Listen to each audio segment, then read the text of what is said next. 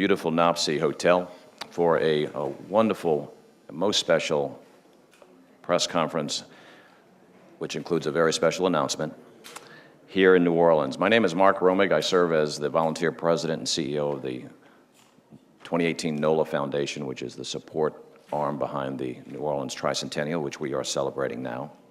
And you'll hear more about that shortly, as well as the New Orleans Tourism Marketing Corporation. And it gives me great pleasure to welcome all of you today here. We are joined by very esteemed guests. We have our mayor-elect, LaToya Cantrell, with us. Welcome. We have the honorary consul for Monaco, Calvin Fayard. Welcome, Calvin. Appreciate that. Also, with Salamander Hotels and Resorts, Sheila Johnson. This is the management company. Sheila operates Salamander, and it is a marvelous example of the best and right things in hotel operations. And so welcome, Sheila, and we appreciate your hospitality. To begin our morning, I would like to introduce the Senior Advisor to Mayor Mitchell Landrieu for Cultural Economy and the Deputy CAO for the City of New Orleans, Scott Hutchison. Scott? Thank you, Mark. Thank you so much for your leadership also of the 2018 NOLA Commission and the 2018 NOLA Foundation. On behalf of Mayor Landrieu, we are so honored to welcome to New Orleans Her Excellency Ambassador Doyle and our friends from Monaco as Monaco takes New Orleans, all in honor of our Tricentennial. The mayor also wants to thank Honorary Consul General Calvin Fayard and his wife Frances for chairing the International Engagement Committee for the 2018 NOLA Commission. We also want to congratulate the New Orleans Ballet Association for their efforts to begin the three-city national tour of the Ballet de Monte Carlo here in New Orleans this Saturday. And we also want to thank the NOTMC Hotel for providing this beautiful space to host this event. Part of the joy of working on a project like the Tricentennial is the opportunity to discover new things about New Orleans, her history, and her role in the world. Both Monaco and New Orleans are great tourism destinations rooted in culture. Both are important port cities for the world. But in our 300th year, it has been a great pleasure to rediscover the connection between the Principality of Monaco and the city of New Orleans with the role of the first American-born Princess of Monaco, Princess Alice. And you're going to hear a little bit more about her today and in the coming weeks. But more importantly about the Tricentennial is the opportunities we have to commemorate this link, like Princess Alice, for future generations. So thank you, Ambassador Doyle, the Embassy of Monaco, Calvin and Frances, and the Ballet Association for starting our first large-scale Tricentennial International celebration and commemoration of our international role in the world with this celebration of the connection between the Principality of Monaco and the city of New Orleans. So on behalf of Mayor Landrieu, thank you, and we look forward to a wonderful week of activities. Thanks.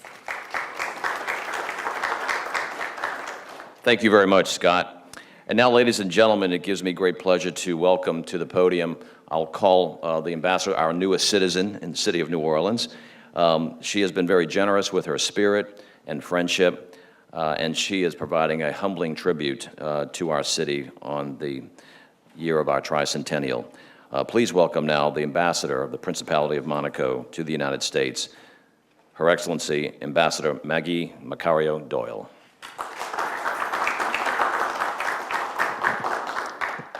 Well, thank you very much, Mark, for this most gracious introduction. Distinguished guests, Madam Mayor-elect, dear friends, welcome. Thank you for joining us this morning. It's always a thrill for me to return to New Orleans, but especially when it is for such a momentous occasion as is the celebration of the Tricentennial of your beautiful city. As Scott mentions, there are very deep and special bonds that we share with the city of New Orleans that are not always well known by the public at large. For instance, if I could take you back in time, you will find out that almost 70 years ago, before American actress Grace Kelly from Philadelphia married His Serene Highness Prince Rainier in 1956, there was another American-born princess of Monaco who happens to be one of New Orleans' beloved daughter. Her name was Alice Hine. She was born on the French Quarter in the 900 Royal Street block, of course.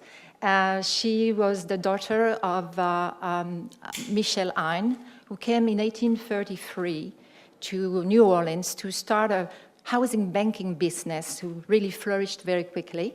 It is here that he met his future wife. Her name was Marie-Amélie Miltenberger. She was the daughter of first generation of German-American, and they were architects, and they were also exporters of cast iron. The couple married in 1853, and a few years later, Alice Hein was born. The couple traveled a lot between New Orleans and France because they had also opened a housing business in Paris. And when the American Civil War started, they moved back to France. And of course, Alice came back to New Orleans quite often to see her maternal grandparents that were still living here. But it is in France that she spent most of her life. She married first the 7th Duc de Richelieu, who happened to died very quickly after their marriage, but left her with a wonderful inheritance valued at 70 million French francs, which is about the equivalent of $13 million today. So here was this New Orleanian, beautiful young woman, smart, bright. She spoke many languages, and she was also very rich. She opened a literary salon in France that were attended by the most well-known writers, poets, and musicians of the time. And in 1879, she met Prince Albert I of Monaco, who was himself a born scientist and an explorer. They had started a courtship that lasted 10 years, and they married in 1889, and Alice became the first American princess of Monaco. She not only came to Monaco with intelligence, poise, and beauty, but she also came with a purpose. Through her contacts and her visions, she wanted to make sure that Monaco's Opera House, who had just been built a few years earlier by Charles Garnier, would become an artistic center. And in fact, she did. By inviting Raoul Gunsberg to become the director of the Opera House, she made sure that this opera house became the temple of creations for ballet, for music, and opera. Unfortunately, the relation between Prince Albert and Princess Alice did not last. They separated 13 years later, judicially, but they never divorced. And Princess Alice died in Paris in 1925. So to celebrate these very special bonds that we share between Monaco and your city, I'm very proud to announce that our sovereign, Prince Albert II of Monaco, will be coming next month to New Orleans to unveil a plaque commemorating the birthplace of Alice, Princess of Monaco, who was the wife of his great-great-grandfather, Prince Albert I. Is there a problem with that? Okay. Very well. So in preparation of this visit, we are very proud to showcase all this week long here in New Orleans the artistic and cultural legacy of the Principality of Monaco. And we want to, of course, excite all your senses, even your taste buds. And we are also focusing on the culinary flavors of the Principality of Monaco. I'm very proud to be welcoming back to New Orleans the Ballet de Monte Carlo, and I certainly want to thank the New Orleans Ballet Association, and especially Jenny Hamilton, its executive director, for presenting the company here this week. Special thanks, of course, to the Hyatt Regency Hotel and Tiffany Tafaro. I don't know if she's here, but Tiffany, thank you for being such a gracious sponsor of the company. We are, they are present. I hope that many of you will join us this coming Saturday to the Mahalia Jackson Center to view this beautiful performance of Romeo and Juliet, but it is with a twist through the brilliant and talented choreography of its artistic director, Jean-Christophe Maillot, who is here with us today. Jean-Christophe, please take a bow.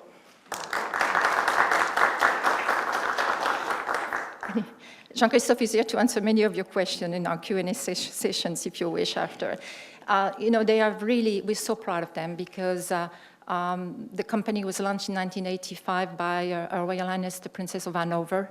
And in 1993, Jean-Christophe joined the companies, and since then, this ballet company has blossomed into one of the best companies in the world, and they are truly one of the best cultural ambassadors for the Principality of Monaco. We are also very pleased to kick off this week-long celebration tonight at the Angela King Gallery with a special exhibit, and you are all invited, with a special exhibit focusing on the dancer of Les Ballets de Monte Carlo. This exhibit is titled Inside. It is a collection of black and white images photographed by Monaco-born artist and photographer Alice Blangerot. You know, there is something about dancers that they've worked very hard to capture through their bodies the emotion and passions, and Alice has been able, through the eye of her lens, to capture this ephemeral moment and freeze it in time for us to enjoy. So we do hope you will be visiting the exhibitions that will be on show through the end of the week. We are also very proud to have another exhibition here at the NOTMC Hotel, which is titled Legends of Monte Carlo, which truly focuses on all the celebrities that have graced the Principality of Monaco during the 20th century. The exhibit will be here through the end of April. And I'm so pleased to introduce the general manager of the NOTMC Hotel, Hélène Lemaire. I want to thank her and her team for a gracious hospitality. We are also showcasing here the work of the Princess Grace Foundation USA, which was launched 35 years ago to continue the legacy of Princess Grace of Monaco. The foundations distribute $1 million in grants every year, and the foundation helps support American artists in the field of film, dance, and theater. And in fact, we have one of the graduate film scholarship of the Princess Grace Foundation, John Circe Goff, who is doing and presenting his work, in fact, at the Contemporary Art Center in the Prospect for a Lotus in Spite of the Swamp exhibition through the end of this week. Last but not least, I also want to mention that we have a special exhibition of jewelry here at the NOTMC Hotel, and we have here with us Maria Soldier. Alex Soldier Jewelry is a beautiful collection of jewelry, but also he is a sculptor, and he has designed one of the awards for the Princess Grace Foundation Awards. It's the Prince René Awards, and we're truly delighted to have them part of this week-long celebrations. And please have a look. There is a 20% discount on any jewelry you're buying, and 5% of it goes back to the Princess Grace Foundation. We are also excited to be presenting the culinary aspects of Monaco, and we are proud to have brought from Monaco the Michelin star executive chef of the Hotel Hermitage in Monaco, Benoit Witz. Benoit is here with Luc Gamel, who is his assistant.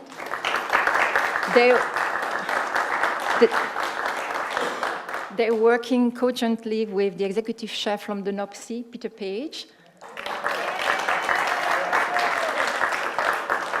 on bringing to all New Orleans the flavors of Monaco. There is a special lunch menu, a prefix menu of $43 all this week here at NOTMC, so I do hope that you will come and join us and celebrate the culinary food of Monaco. Of course, our chefs are multitasking. They will also be preparing the dinner for the gala fundraising of NOBA on Friday night, and they'll be working closely with Chef Yvan Didlot, who is here with us this morning also.